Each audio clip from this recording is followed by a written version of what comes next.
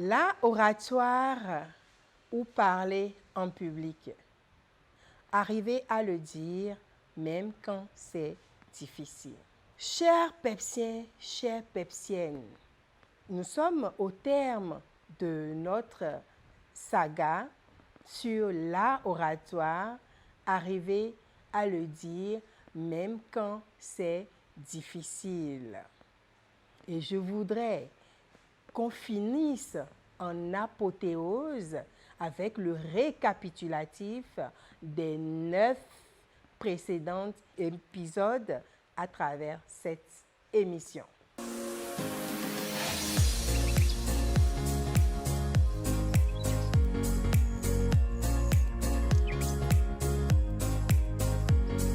Chers Pepsiens, chères Pepsiennes, bonjour.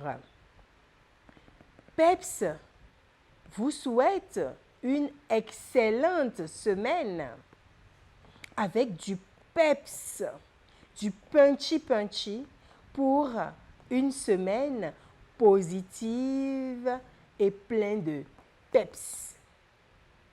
Je sais que vous mourrez d'envie de pouvoir connaître la suite, sinon le récap de tout ce qu'on a eu à faire durant ces 9 semaines.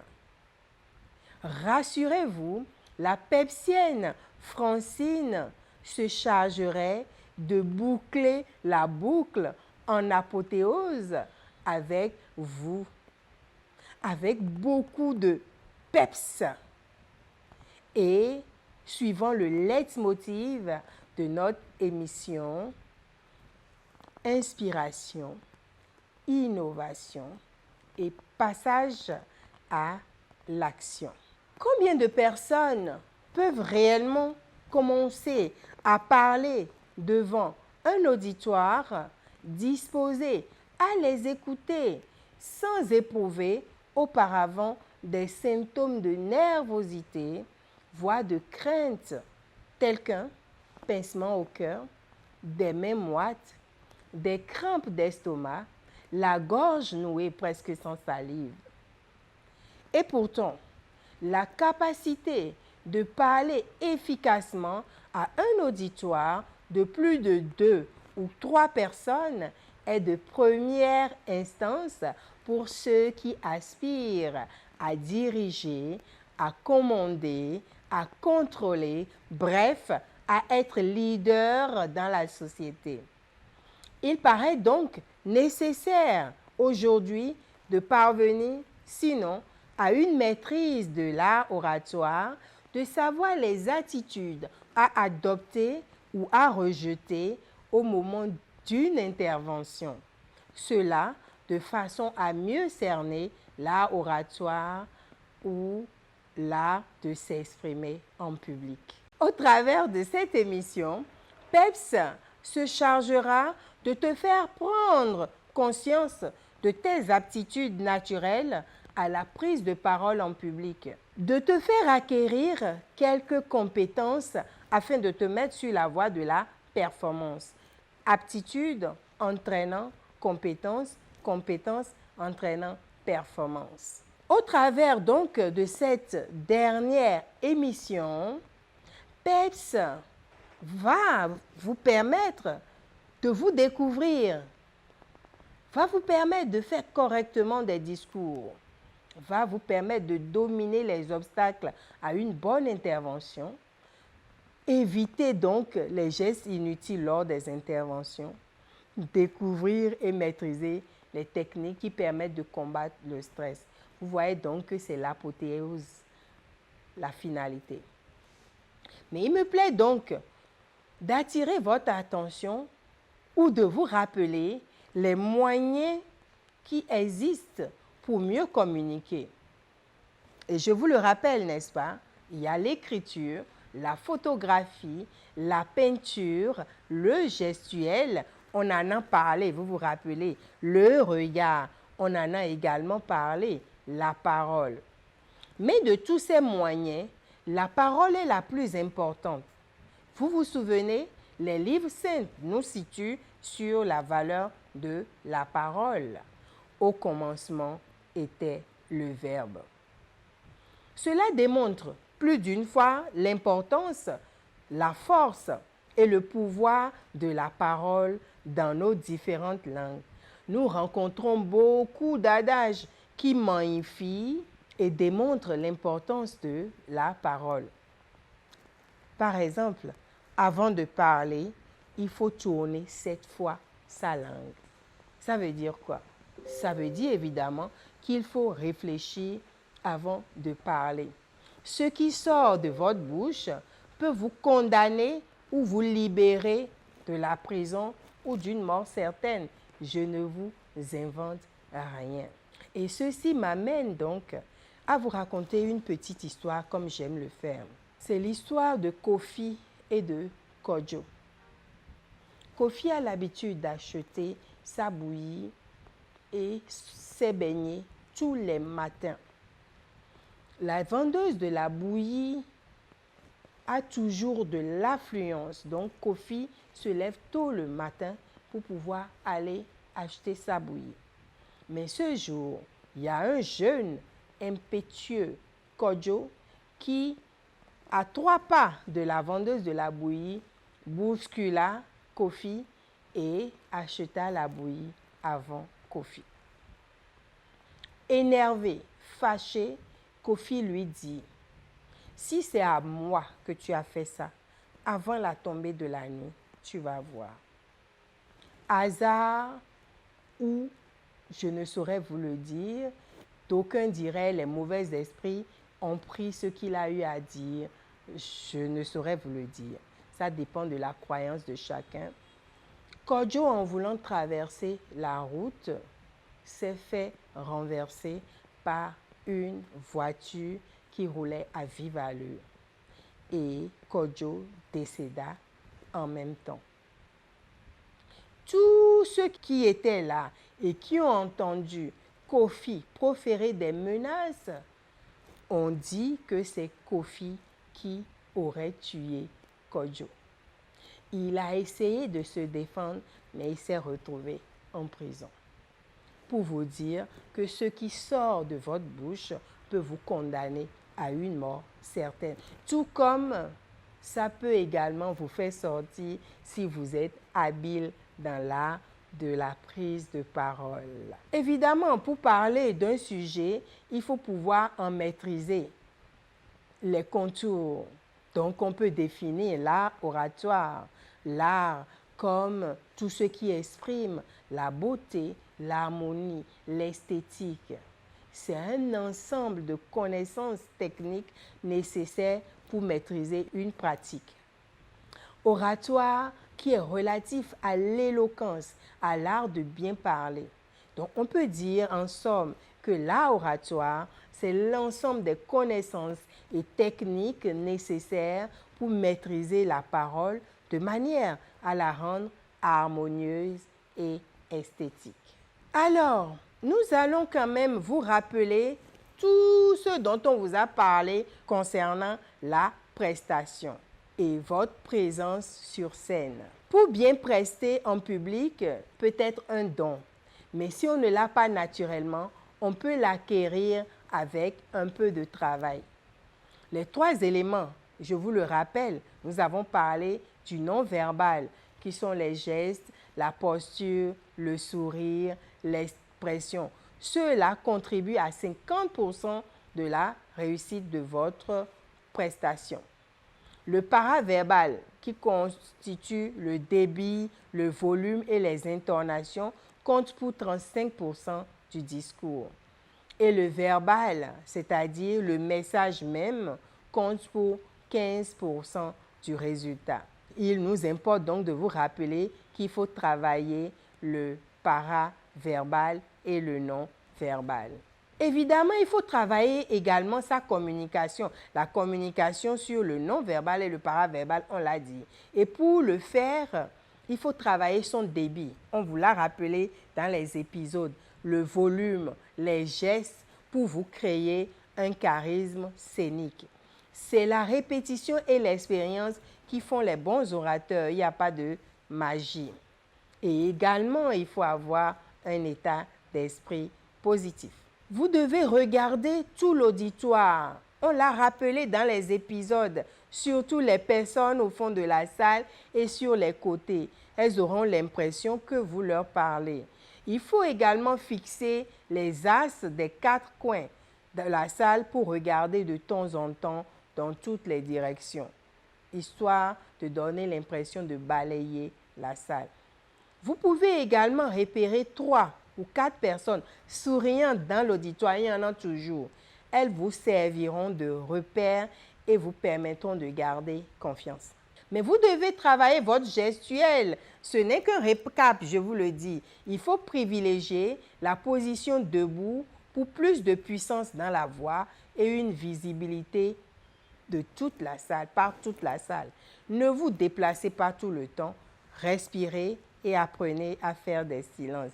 Ça vous rappelle des choses, n'est-ce pas? Comme on le dit, le succès n'est pas le fruit du hasard, mais le résultat d'une bonne préparation. Vous devez travailler votre non-verbal et votre paraverbal.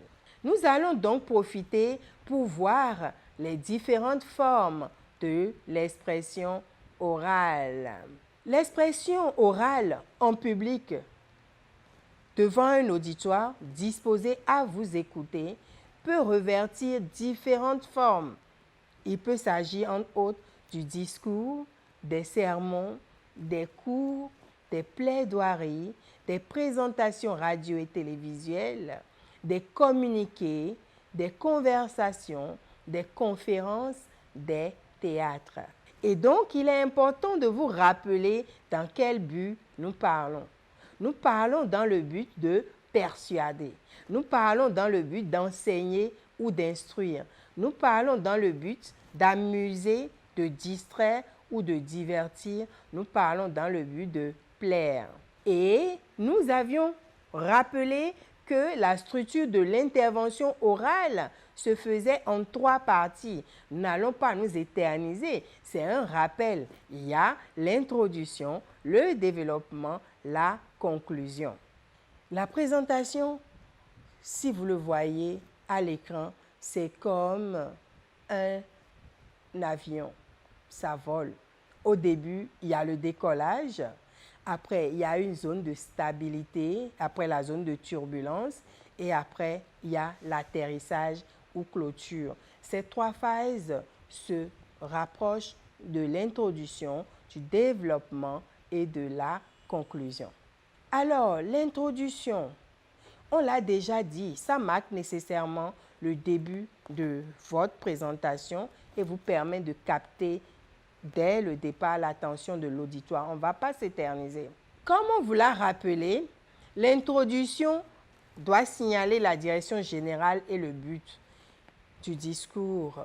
On peut accrocher l'attention du public, on l'a rappelé, en racontant une anecdote, en faisant une citation, en présentant une situation à laquelle le public peut s'identifier ou en présentant un exemple, par exemple un sujet à controverse ou en faisant une déclaration de choc.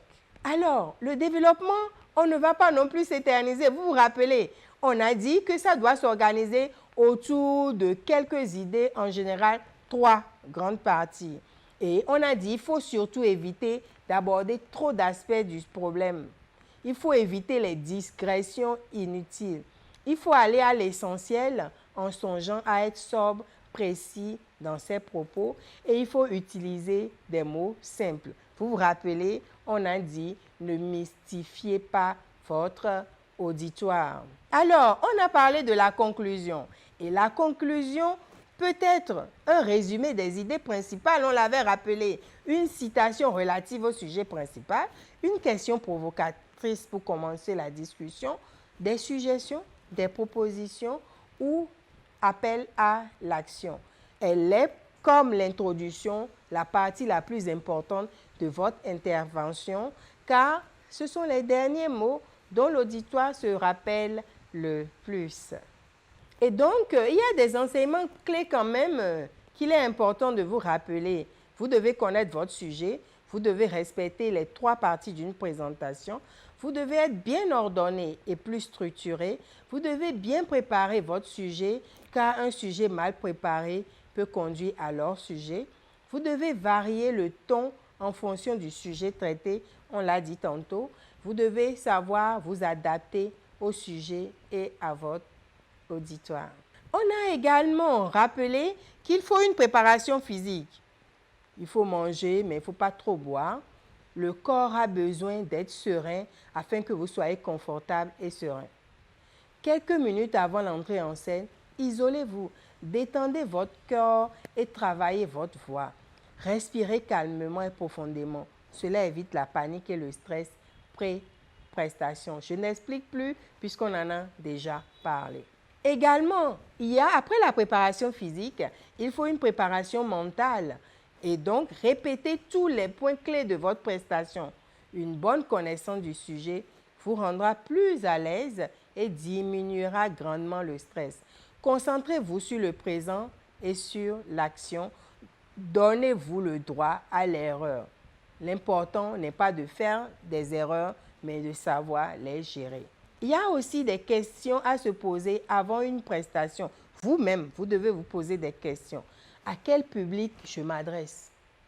Pourquoi je fais cette intervention? Comment vais-je procéder? Combien de temps ai-je?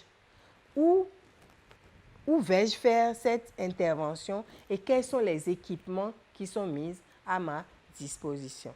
Pendant l'intervention, votre entrée en scène, vous devez, on l'a rappelé, vous devez avoir l'air conquérant, vous devez être percutant, surprenant, vous ne devez pas crier trop tôt victoire, vous devez affirmer votre voix et puis vous devez avoir un ton clair et qui porte.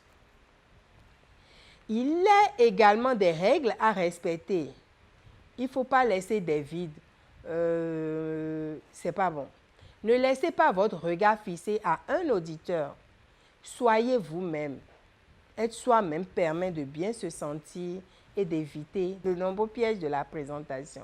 Vous devez respirer. On a dit, le regard et la posture d'un concurrent, ça nécessite les bases physiologiques, la respiration abdominale. On ne va pas revenir là-dessus.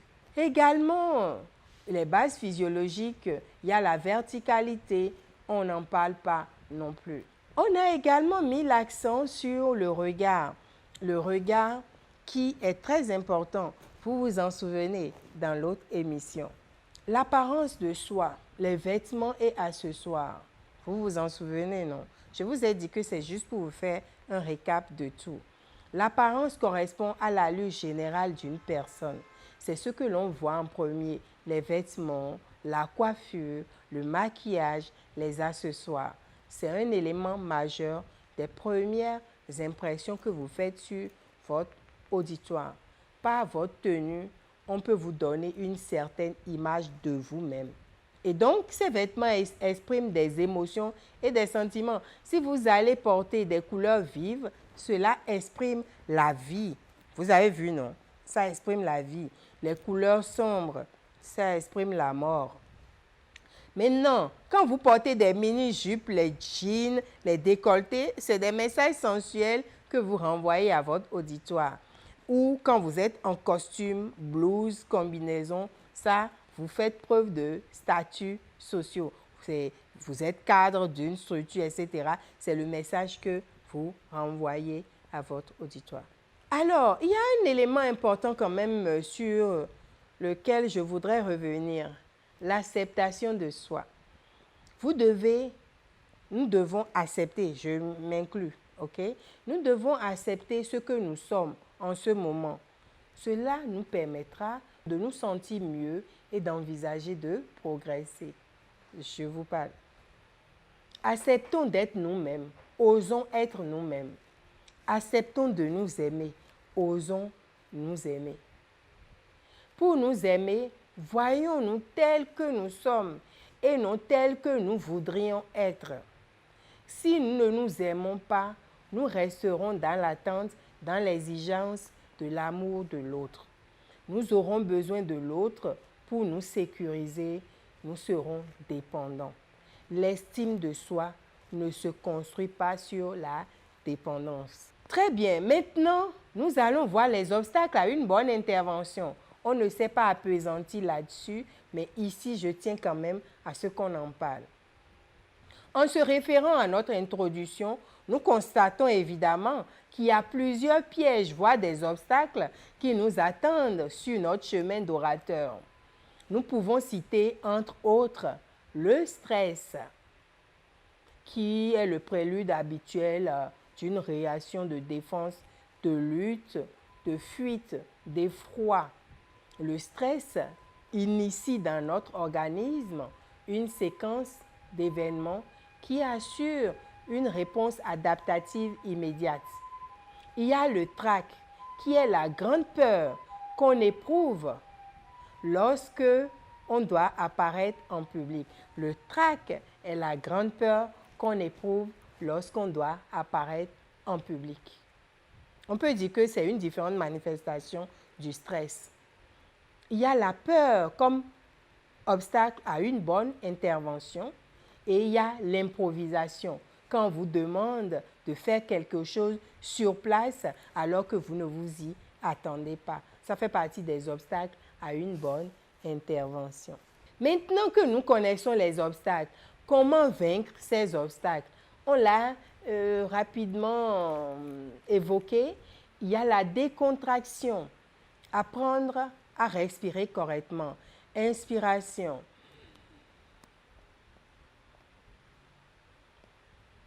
Expiration. Il faut consommer du sucre, mais pas devant le public, hein, dans les coulisses. Ça donne de l'énergie ou du bonbon, ce que vous voulez. Il faut être détendu afin d'éviter les tensions musculaires.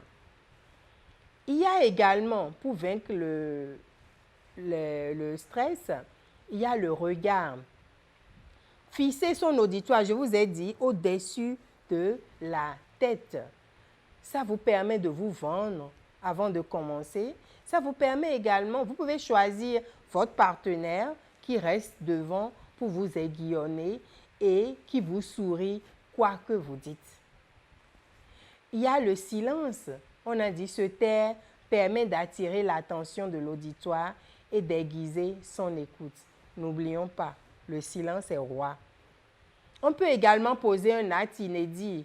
En rentrant dans la salle, on se tape dans les mains jusqu'à aller au pupitre. Mais il est important quand même de gérer votre VRP si vous voulez prester. Et les VRP sont les majeurs de la communication. V comme voix, outil de la volonté. R comme regard, outil de la relation. P comme posture, outil de l'action. Mieux parler en public, c'est bien se faire comprendre, mais aussi bien gérer votre VRP. Mais ce n'est pas tout. C'est aussi une volonté d'écouter afin de mieux percevoir. Votre voix, on l'a rappelé, ça doit être agréable, naturelle, dynamique, expressive, perceptible. Elle est l'écho de votre humeur, cela s'entend. Et pour qu'un message soit compris à 100%, le contenu ne tient que 7%. L'intonation, vous voyez, 38%. La gestuelle, 55%. D'où on doit gérer les paraverbales et les non-verbales. Il y a quelques suggestions qu'on vous fait pour les salutations. Un orateur doit ouvrir son discours de manière appropriée. Exemple, Monsieur le Président, Mesdames et Messieurs, vous devez tenir compte des rangs. Donc, vous marquez une pause à chaque énoncé. Les attitudes, vous devez être bien vêtu, on ne revient pas là-dessus. Vous avancez tranquillement, vous vous tenez debout, les jambes légèrement écartées, on l'a dit. Vous regardez l'auditoire, vous utilisez l'intonation, vous jouez avec le ton. Si c'est une tristesse, ça doit être triste. Si c'est la joie, on doit le sentir. Vous variez le débit, mais vous ne lisez pas le discours. On a parlé de gestuelle et il y a des gestes à éviter. Il ne faut pas laisser pendre ses bras le long du corps. Il faut éviter de se gratter la tête ou tripoter un objet ou enlever vos verres comme le fait quelqu'un et le reposer avec vos notes. Il y a des types de mouvements qu'on peut faire. Des mains pour clarifier une idée, la taille, le nombre. des mains pour mettre en valeur les mots, serrez les poings, ouvrez grandement la main, levez le doigt. Tout ceci accentue l'expression ou la portée de vos mots. Alors, les points clés que nous devons retenir, la confiance en soi, l'ouverture à l'autre, la bienveillance envers l'auditoire, l'intérêt pour le message à faire passer, ce qui vous amène à avoir une capacité à théâtraliser, à faire du théâtre, une capacité à communiquer, une aisance corporelle et une bonne utilisation de votre voix. Face au public, vous devez jouer le rôle qui est attendu. Restez distancié par rapport à ce rôle.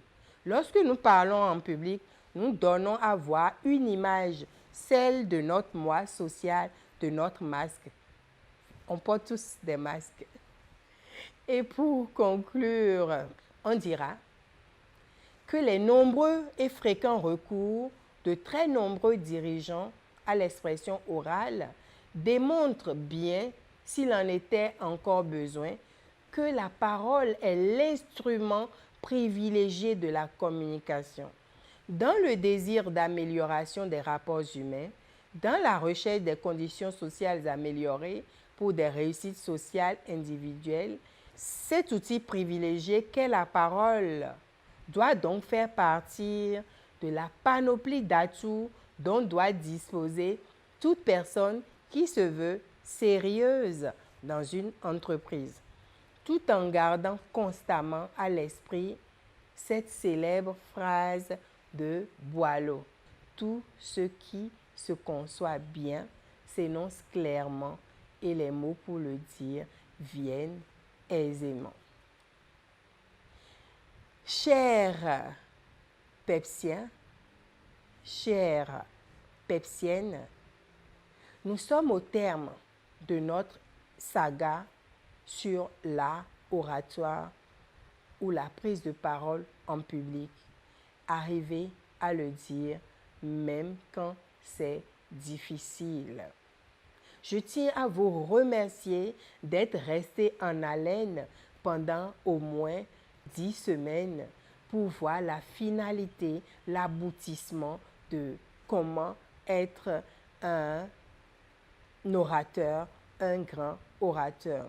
Je tiens simplement à vous ajouter que c'est important de pouvoir répéter. Pour devenir grand orateur, ce n'est pas la répétition. Si vous ne faites pas d'exercice, si vous ne répétez pas, vous avez beau suivre toutes les émissions de PEPS, vous n'allez pas pouvoir vous en sortir. Et si vous avez aimé cette vidéo, je vous prierai donc de vous abonner à votre chaîne YouTube PEPS en cliquant sur le lien de la vidéo. Dès que vous cliquez la vidéo, en dessous de la vidéo, vous allez voir s'abonner.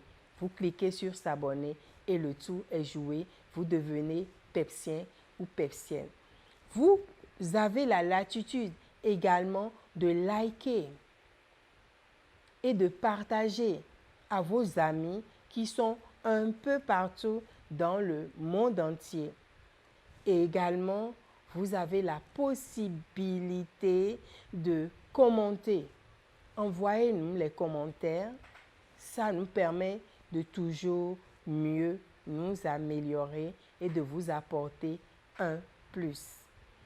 Les bonnes choses ayant toujours une fin, je vais vous prier donc de devenir tous de grands orateurs, de mettre en pratique tout ce que nous avions vu durant des semaines pour être de grands orateurs, d'être toujours enthousiaste, d'avoir de l'entrain et d'être toujours peps. Merci beaucoup, bisous et à lundi prochain pour d'autres émissions. Je vous réserve la surprise.